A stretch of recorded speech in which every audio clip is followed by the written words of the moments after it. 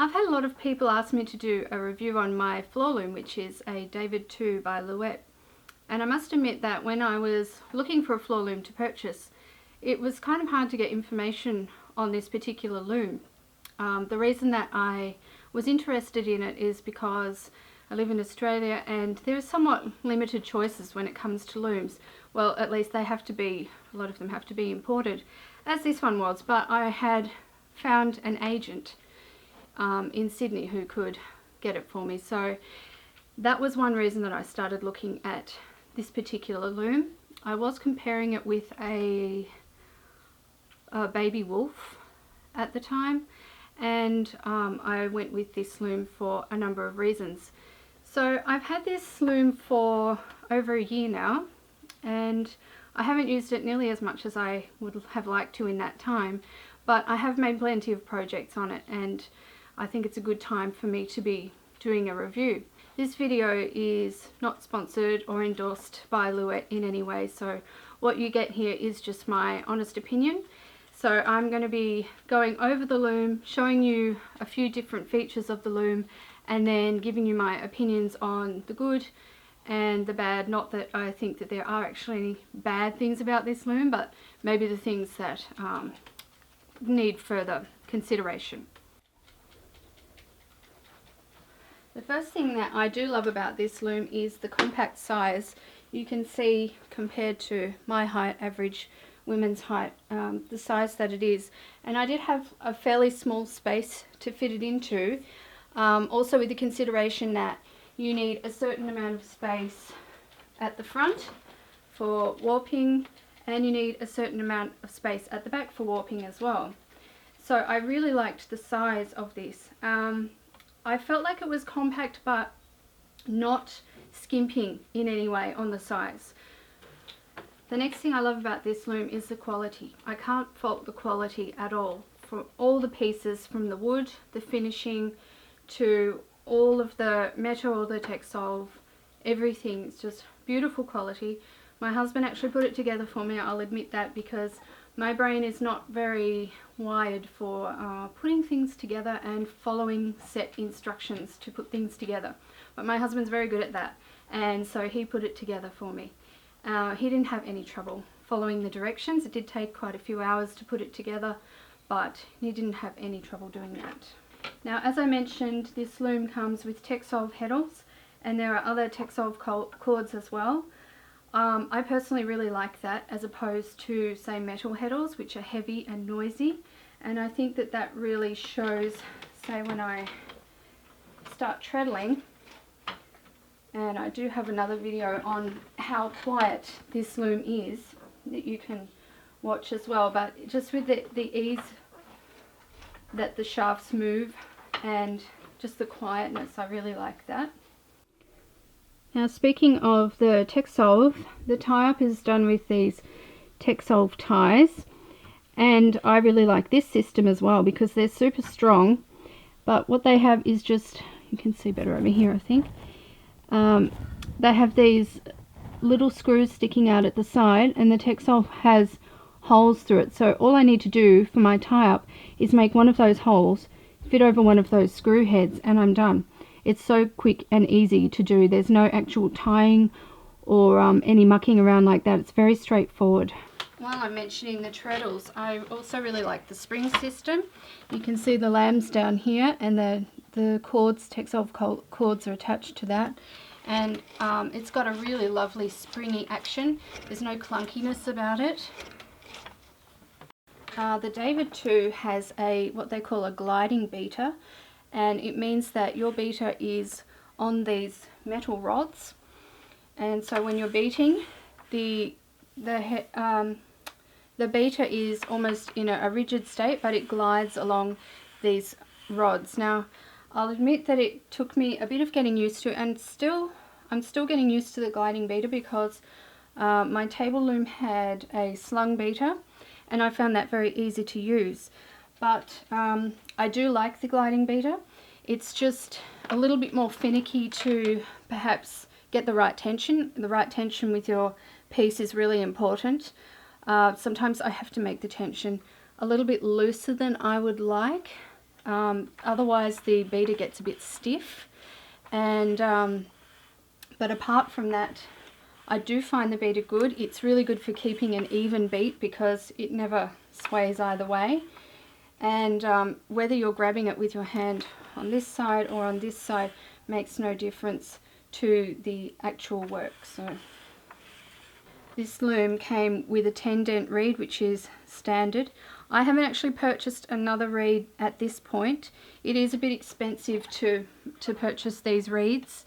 It's kind of a more specialist piece, and I've found that I've gotten along okay with the 10 dent. I would like to add maybe a 15 dent to the collection eventually, but for starting out and for a long time, you can get along with just the 10 dent. The beater is removable. I like this feature because when you go to thread, you can just take the beater off like so and place it somewhere. I usually prop it against the wall, and then you can also take off the breast beam very simply, and then when I'm threading I can sit right in and get really close to the heddles, so threading is much easier in that way. Also, to make threading easier, there is a little locking system. It comes with this little rod, and say I am threading on 4 shafts, 2, 3, 4, I can push those ones down and insert the rod here. I'm sure this has a name apart from rod, and then I can line up the holes in here, and they get locked in place. So if I'm not using the other shafts, this is really handy if you're threading 2, 3, 4 shafts, whatever it is. Just for keeping them separate to the other ones so that you don't get confused, and also just for keeping them stable and in place and right next to the threads. It's an easy way to reach the heddles. One feature that I have found particularly great is the ability to put extra heddles on and off the shafts while the shafts are still here. So with my table loom, I had to like sort of collapse the castle, the upper part of the loom, and tilt it in order to take the heddles out. So with this way, if I've miscalculated my heddles and I need a few extra on there, all I have to do is unhook these textile parts on either side, slide the new heddles on and hook these back on, and away I go again. Another feature I particularly like about this loom is the friction brake.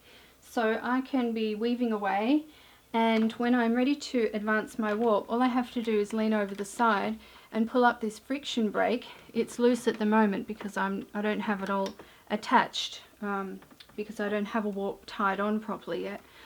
But this is normally under tension, so all I have to do is lift it a little bit, and then I can wind this on further. It means that I don't have to be getting up from the loom and going around the side and fiddling with any ratchets or anything. It's all done here and here. I really like that feature. Now this is looking at the top of the loom now. Most people say, what on earth is this? Well, this is actually the rattle, and this is kind of a unique feature too of this loom, and a few Louet looms I think have the same thing. The rattle fixed to the top of the loom. The idea with this is that you, instead of taking your warp to a rattle, and which is often separate, not always, some looms have the rattle included on the back, but this way you stand up and you don't have to move away from the loom once you want to start putting your warp into the rattle. You can stand here and do it all in one place. There's no taking away and bringing back and all of that. This is all metric. I should mention that as well, that Louet looms are metric. That can take a little bit of getting used to as well if you're used to imperial. But I did want to give you a look inside the top of the loom. So this is just the rod that I was talking about before, the locking rod that I don't know the name for. And on top, it's just a piece of wood that sits there until you want to take it off. And so this is what we look like on the inside with the springs and everything. These textile ropes, cords are all connected down to the lambs at the bottom, all to do with the treadling, the lifting and dropping of the shafts. So when I press on one of the treadles, you can see that it all operates from here. The shafts move down as I press on the treadles. And as I said, it's got that lovely spring back action. It means there's no bang or boom when you're treadling. This is just a view from the back of the loom. So I do actually have a warp on here waiting to be threaded. I think it's starting to gather dust, it's waited so long. And these are the leaf sticks that came with the loom, and you also get these warp separator sticks, which are made of wood, so they're pretty sturdy.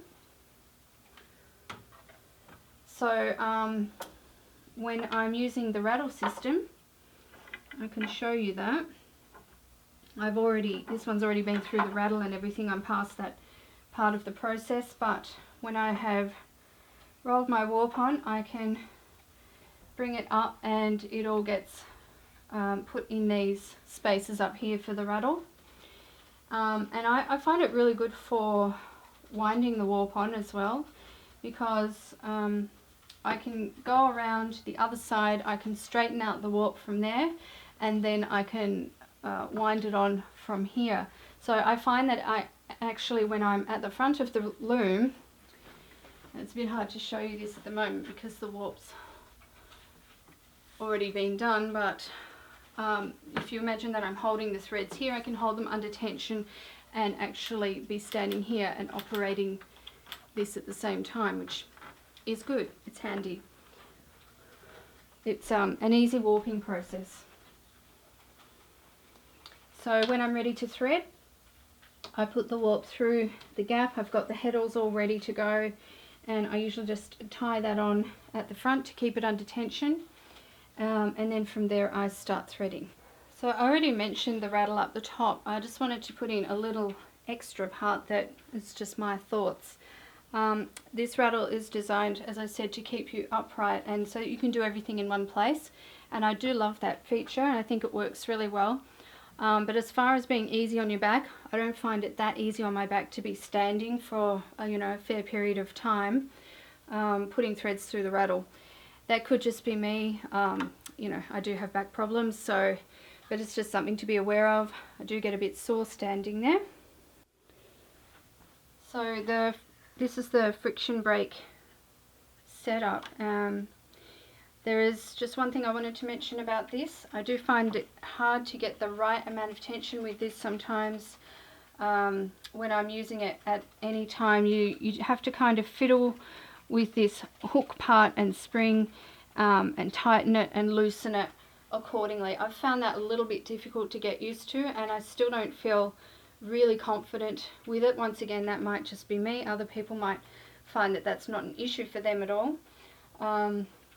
But I feel like perhaps I'm just missing a little bit of information on how I could use that brake more effectively. So the last thing that everybody wants to know is, how much did it cost? Well, it wasn't cheap, but I think when you get into the land of floor looms, cheap and floor loom don't necessarily go together. Okay, so I had this one imported through a supplier from the Netherlands.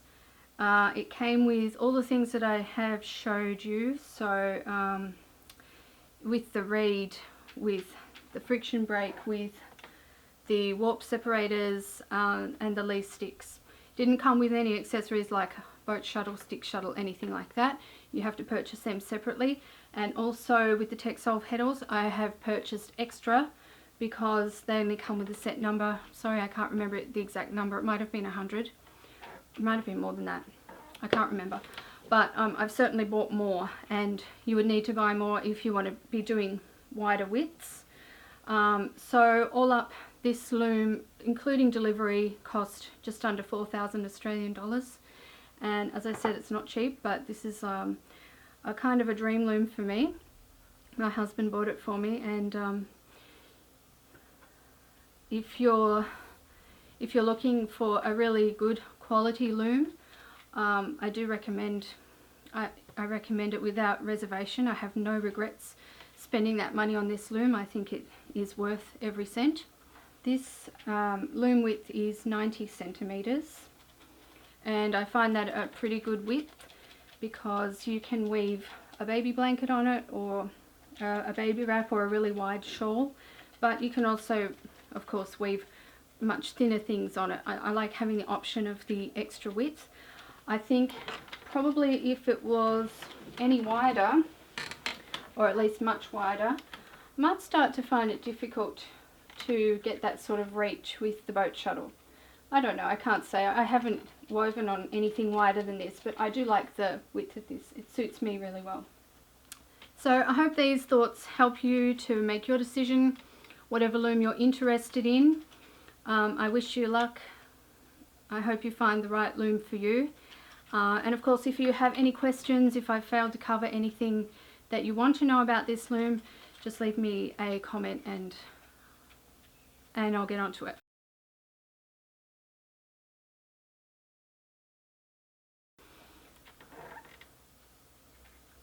What else was I going to say, girls?